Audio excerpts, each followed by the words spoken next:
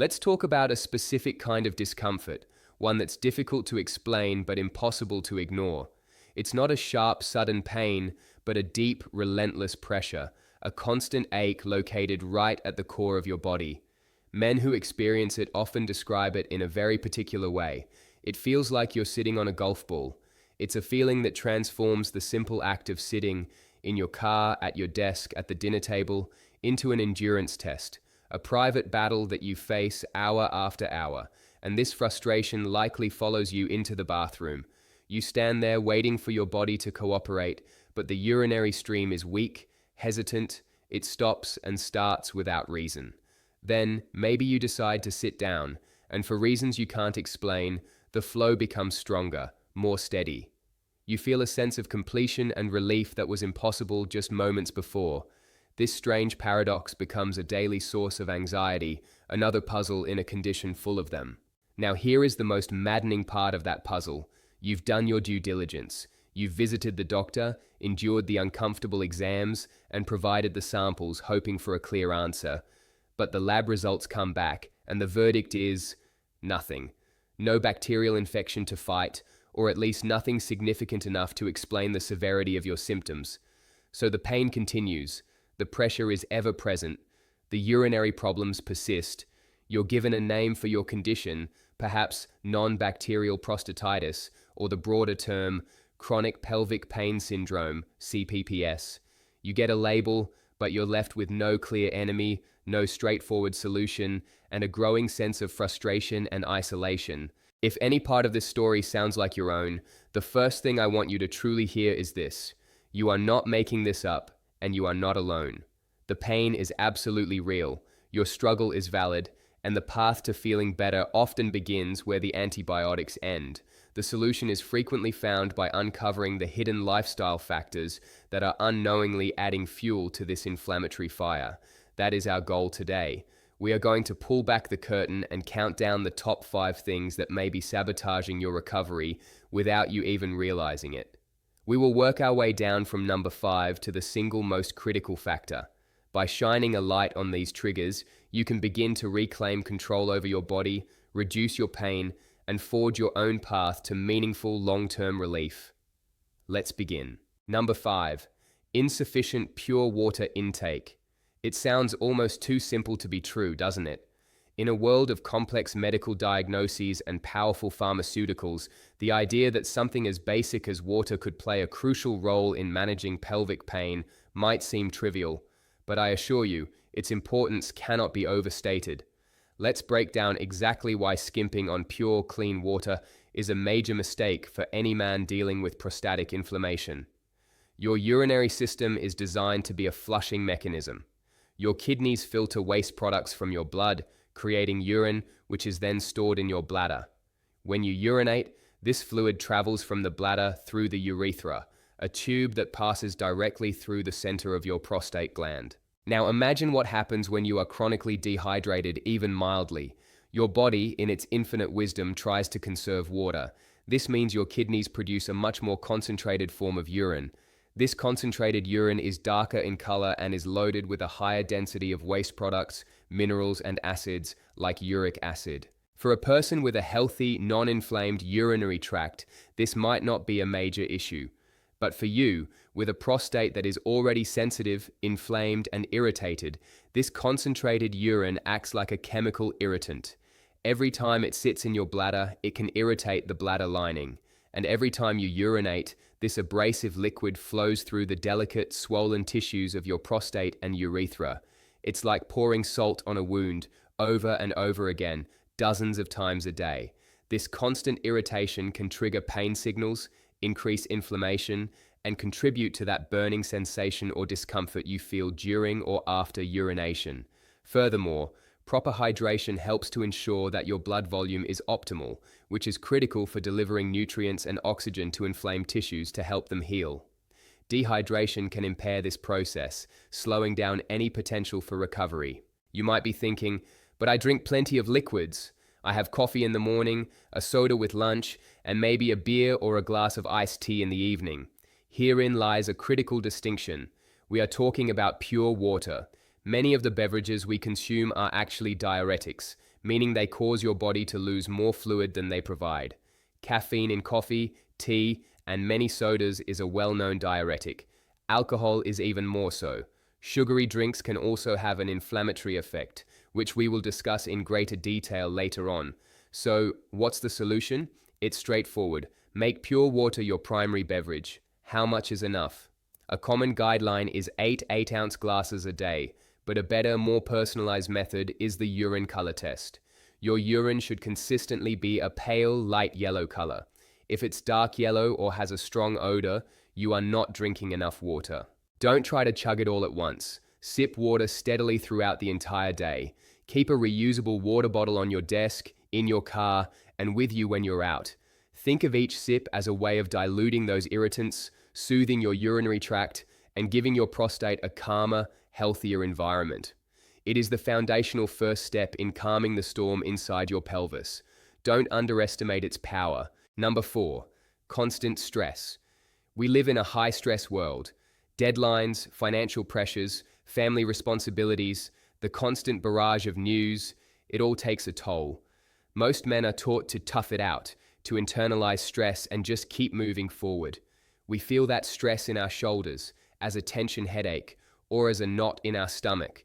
But what most men with CPPS don't realize is that they are holding that stress in a place they've likely never even thought about, their pelvic floor. Let's talk about the anatomy for a moment. The pelvic floor is a complex sling or hammock of muscles, ligaments, and connective tissues that stretches from your pubic bone in the front to your tailbone in the back. It supports your bladder, your rectum, and your prostate.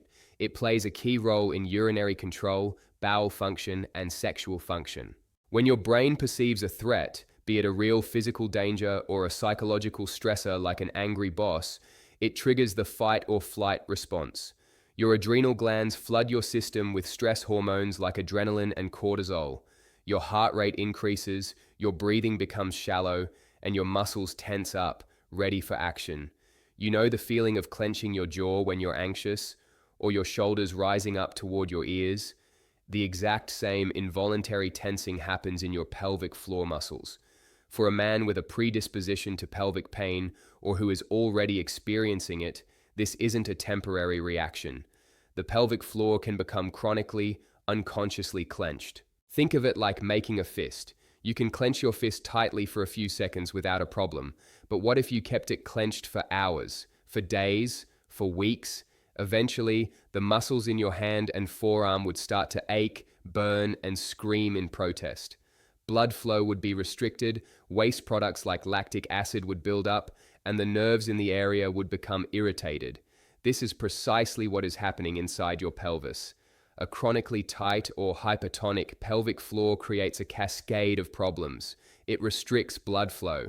Just like the clenched fist, tight muscles squeeze the blood vessels, reducing the flow of oxygen and nutrients to the prostate and surrounding tissues, which hinders healing. It chokes the nerves. Major nerves, like the pudendal nerve, run through this muscular landscape. When the muscles are tight, they can compress or entrap these nerves, leading to sharp, shooting or burning pain, numbness, and that classic golf ball sensation. It creates trigger points. These are small, hyper-irritable knots in the muscle tissue that can refer pain to other areas. A trigger point in your pelvic floor might cause pain in your lower back, the tip of your penis, your testicles, or your inner thigh. It affects function. A tight pelvic floor can interfere with the coordinated muscle movements needed for urination, leading to that hesitancy, weak stream, and feeling of incomplete emptying. Managing this requires a conscious effort to calm your nervous system. This isn't about manning up, it's about being smart. Techniques like diaphragmatic breathing or belly breathing are incredibly powerful. When you breathe deep into your belly, your diaphragm lowers, which in turn encourages your pelvic floor to relax and release. Simple mindfulness practices, meditation, or spending quiet time in nature can help lower your baseline cortisol levels. Gentle stretching, like yoga or tai chi, can help release physical tension. Stress isn't just in your head, it has a profound physical manifestation in your body. For men with prostatitis and CPPS, the epicenter of that physical manifestation is often the pelvic floor. Learning to release that tension is not a luxury, it is an absolute necessity for recovery. Number 3, spicy and acidic foods. This point connects back to our discussion on hydration, but it focuses on the quality of what you're consuming, not just the quantity of water. Many of us love a good, flavorful meal. A spicy curry, a pizza with rich tomato sauce, a glass of orange juice with breakfast, a cup of coffee to get the day started. Unfortunately, for a man with an inflamed prostate, many of these flavorful favorites can be significant sources of irritation. The mechanism is similar to that of concentrated urine, but it's compounded by specific chemical compounds found in these foods and drinks. When you digest food, its components are broken down, and eventually, waste products are filtered by the kidneys and excreted into the urine. If the food you ate contained substances that are known irritants to the urinary tract, your urine essentially becomes a vehicle for delivering these irritants directly to your inflamed prostate and bladder. Let's get specific. Spicy foods. The primary culprit here is capsaicin, the compound that gives chili peppers their heat. While capsaicin has some health benefits in other contexts, for the urinary tract, it can be highly inflammatory. When excreted, it can cause a burning sensation and a significant flare-up of symptoms. This includes not just hot peppers, but also hot sauces, spicy curries, chili powder, and anything with a significant kick. Acidic foods and drinks. This is a very broad and important category. The body maintains a very stable pH in the blood, but the foods you eat can dramatically affect the acidity of your urine. Highly acidic urine can be extremely irritating to the sensitive lining of the bladder. A condition known as interstitial cystitis is closely related to this, and the urethra. The main offenders include tomatoes. This is a big one for many men. Tomato sauce, ketchup, salsa, and even fresh tomatoes can be major triggers due to their high acidity. Citrus fruits. Oranges, grapefruit, lemons, and limes, along with their juices, are highly acidic. Vinegar, found in salad dressings, pickles, and many condiments. Coffee. Both caffeinated and decaffeinated coffee are highly acidic. The caffeine also acts as a bladder stimulant and diuretic, making it a triple threat. Carbonated drinks. Most sodas are highly acidic, not to mention being loaded with sugar or artificial sweeteners, which can also be problematic. Alcohol. Certain types of alcohol, like wine, can be quite acidic.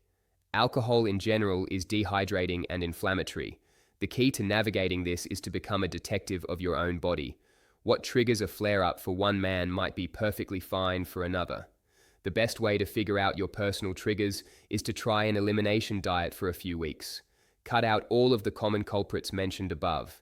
Stick to a simple, bland, whole foods diet and drink only water. After a few weeks, if you notice an improvement in your symptoms, you can start to reintroduce one food item at a time, every 3 to 4 days. Have a small amount of tomato sauce one day. See how you feel over the next 48 hours. If there's no reaction, that food might be safe for you in moderation. Then, a few days later, try a cup of coffee. If your symptoms flare up, you've identified a trigger. Keeping a simple food and symptom diary can be an invaluable tool in this process. It's a bit of work up front, but the knowledge you gain is empowering. It allows you to make informed choices that calm your system down instead of constantly, unknowingly aggravating it. Flavor doesn't have to mean pain. It's about finding the flavors that work for you. Number 2, a sedentary lifestyle and prolonged sitting. In our modern world, sitting has become the default posture. We sit to eat, we sit to work at a desk, we sit to drive our cars, and we sit to relax and watch television in the evening. For the general population, this sedentary lifestyle is linked to a host of health problems. But for a man with prostatitis or CPPS, prolonged sitting is not just a passive health risk, it is an active and direct assault on the pelvic region. The problem with sitting is twofold. It involves direct physical compression, and it promotes muscular imbalance and weakness. Let's first talk about direct compression.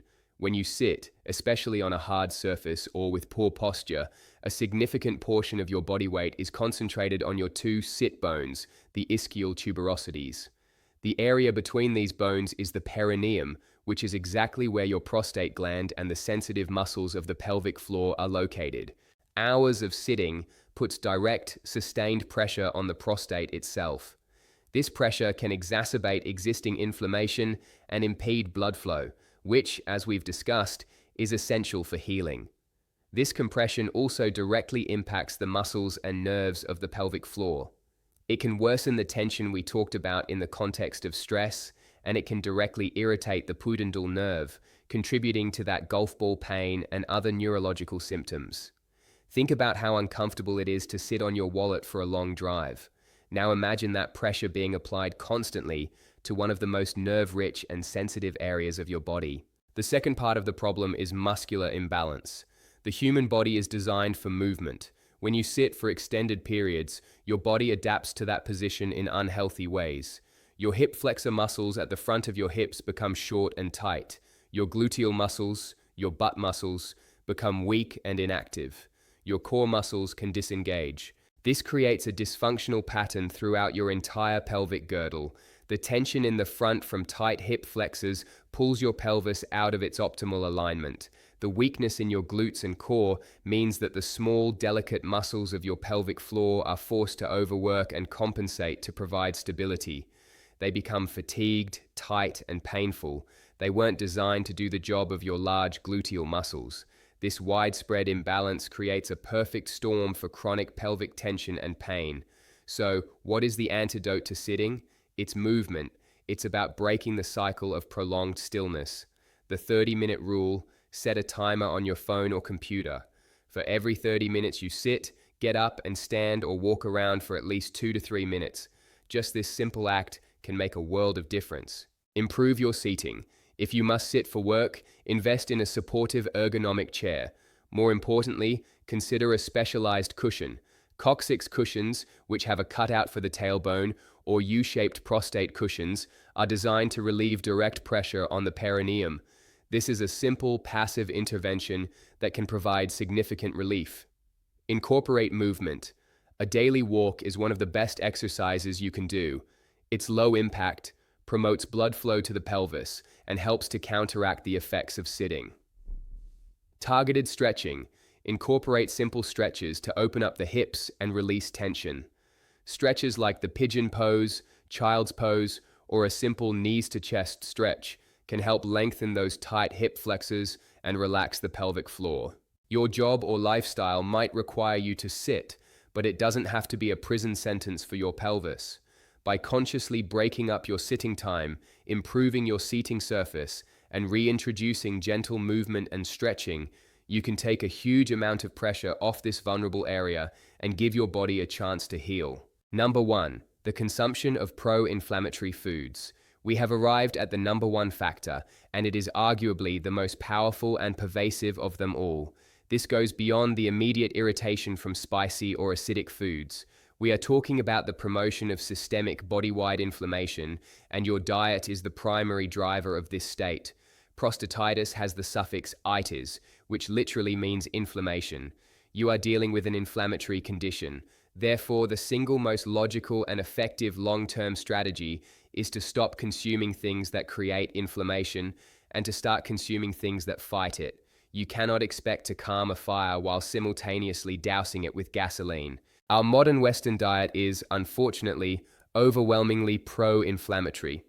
It's rich in foods that trigger an inflammatory response from our immune system. This chronic, low-grade inflammation might not cause immediate symptoms like a spicy pepper does, but it creates a hostile internal environment where conditions like prostatitis and CPPS can thrive and persist. It keeps your body in a constant state of high alert, making your sensitive prostate and pelvic region even more susceptible to pain and dysfunction.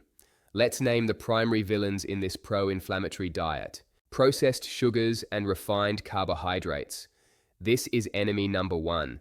When you consume sugary drinks, candy, pastries, white bread, white pasta, and other refined grains, your blood sugar spikes dramatically. This leads to a surge in the hormone insulin and the production of inflammatory messengers called cytokines. It also leads to the formation of harmful compounds called advanced glycation end products, aptly abbreviated as AGEs, which are highly inflammatory and damaging to tissues throughout the body. Unhealthy fats. There's a crucial difference between fats. Trans fats, found in many fried foods, baked goods, and processed snacks, are pure poison for your system and directly promote inflammation. An excess of omega-6 fatty acids, found in common vegetable oils like corn, soybean, safflower, and sunflower oil, also pushes the body towards an inflammatory state. While we need some omega-6, our modern diet provides a massively skewed ratio of omega-6 to anti-inflammatory omega-3 fats. Processed and red meats, sausages, bacon, hot dogs, and deli meats are often high in saturated fats and preservatives like nitrates, which can drive inflammation. Overconsumption of red meat has also been linked to higher levels of inflammatory markers. Dairy and gluten, for some. For a significant portion of the population, proteins in dairy, casein, and wheat, gluten, can be difficult to digest and can trigger an immune response, leading to inflammation. This is highly individual, but if you suffer from chronic inflammation, it is worth considering an elimination trial for these food groups. The solution is to consciously shift your eating habits towards an anti-inflammatory diet. This isn't a temporary diet, it's a permanent lifestyle upgrade. It means focusing on real, whole, unprocessed foods. Flood your body with omega-3s. These are powerful anti-inflammatory fats. Find them in fatty fish like salmon, mackerel, and sardines, as well as in flax seeds, chia seeds, and walnuts. Eat the rainbow. Fruits and vegetables are packed with antioxidants and phytonutrients that actively combat inflammation. Focus on dark leafy greens like spinach and kale, and colorful berries like blueberries and raspberries. Use healthy fats. Make extra virgin olive oil your primary oil. Avocados and nuts are also excellent sources of healthy monounsaturated fats. Choose quality protein. Opt for lean poultry, fatty fish, and plant-based proteins like lentils and beans. Spice it up wisely. While hot peppers may be out, other herbs and spices are powerfully anti-inflammatory. Turmeric, with black pepper to increase absorption, ginger and garlic are all fantastic additions to your diet. Changing your diet is the single most impactful thing you can do to change your body's internal environment from one that promotes inflammation to one that fights it. It is the foundation upon which all other healing is built. It addresses the root cause of the ites in prostatitis and gives your body the tools it needs to finally calm down and heal. So, there you have it. The top 5 hidden culprits that could be aggravating your prostatitis and chronic pelvic pain. We've talked about the crucial importance of proper hydration with pure water. We've uncovered how invisible stress translates into very real physical tension in your pelvic floor.